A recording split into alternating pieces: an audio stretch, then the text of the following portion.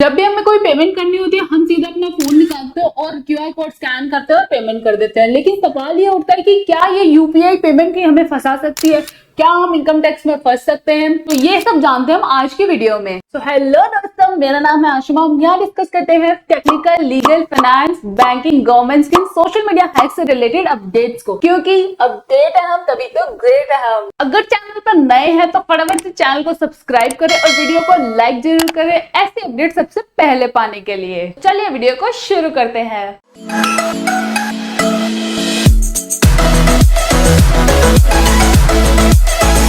आज की वीडियो में हम जानेंगे सबसे पहले बैंक में यूपीआई की कितने लिमिट है। दूसरे नंबर पे अगर हमारी जो यूपीआई हम आपस में ट्रांसफर कर देते हैं पैसे, या किसी मम्मी पापा को कर देते हैं या किसी और को कर देते हैं थोड़ा सा कैश रिवॉर्ड जीतने के लिए, तो क्या हम इनकम टैक्स में फंस सकते हैं? तीसरा, इनकम टैक्स में कितनी लिमिट दी है कि हम यूपीआई ट्रांजेक्शन कर सके आराम से। तो हम चलते हैं सबसे पहले पॉइंट की तरफ कि बैंक में यूपीआई ट्रांजेक्शन की कितनी लिमिट सेट है।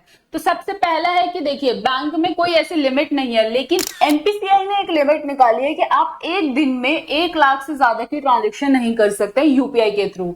लेकिन ये डिपेंड करता है कि हर बैंक पे, कुछ बैंक ऑफर करते हैं 25,000 की ट्रांजैक्शन, जैसे कैनरा बैंक है वो 25,000 करता है, बैंक ऑफ बड़ौदा में 25,000 है, एचडीएफसी में 1 लाख तक कर सकते हो आप, कोटक बैंक में 1 लाख तक कर सकते हो। लेकिन 1 लाख से ज्यादा किसी भी बैंक में नहीं कर सकते एक दिन के अंदर, और मैक्सिमम 10 ट्रांजैक्शन ही आप एक दिन में कर सकते हैं, उससे ज्यादा आप नहीं कर सकते। अब चलते हैं अपने दूसरे पॉइंट की तरफ, जो है कि आप अपने अगर रिलेटिव को ट्रांसफर कर देते हैं पैसे, या अपने ही बैंक अकाउंट में उसको सर्कुलेट करते रहते हैं, या किसी की कैशबैक के चक्कर में आप किसी को पैसे ट्रांसफर कर देते हैं, या कोई कमीशन के चक्कर में आप किसी को पैसे ट्रांसफर कर देते हैं, तो उसकी क्या लिमिट है? क्या वो आपकी इनकम टैक्स में काउंट होगी?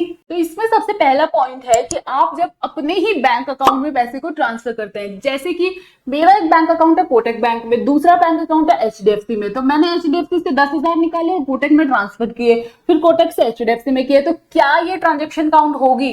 तो इस ट्रांजेक्शन को वैलिड ही नहीं माना जाएगा, ये ट्रांजेक्शन काउंट नहीं होगी, क्योंकि आप एक ही पैन नंबर यूज कर रहे हैं, उसी से ही ट्रांजेक्शन लिंक्ड है, तो आपकी सिर्फ एक ही ट्रांजेक्शन है कि भाई आपके 10,000 रुपए हैं बस। तो दूसरा है, अगर आपने किसी अपने मम्मी पापा को या अपनी वाइफ को ट्रांसफर कर दिया, अपने हस्बैंड को ट्रांसफर कर रहे हैं पैसे, सुबह ट्रांसफर करिए और शाम को आपने वापस ले लिए, तो क्या ये ट्रांजेक्शन काउंट होगी?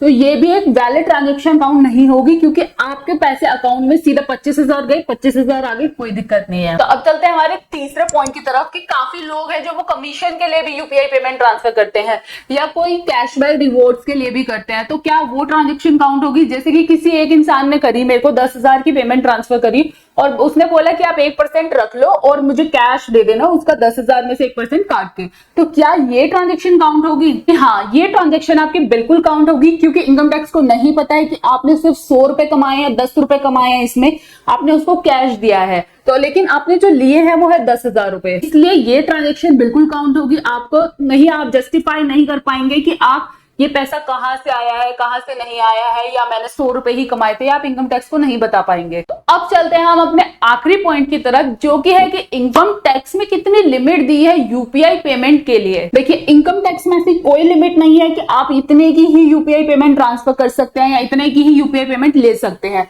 ऐसी इनकम टैक्स में कोई भी लिमिट नहीं है। लेकिन आपके इनकम टैक्स ने एक लिमिट दी है, जिसमें है कि आप 50 लाख तक का ही डिपॉजिट अपने बैंक में ले सकते हैं, मतलब कि जो 50 लाख तक ही रुपए आप अपने बैंक में जमा करा सकते हैं, और 50 लाख होते ही आपको इनकम टैक्स की रिटर्न फाइल करनी पड़ेगी। अब यहाँ पे जो मैंने बात करी है वो मैंने बात करी है डिपॉजिट की।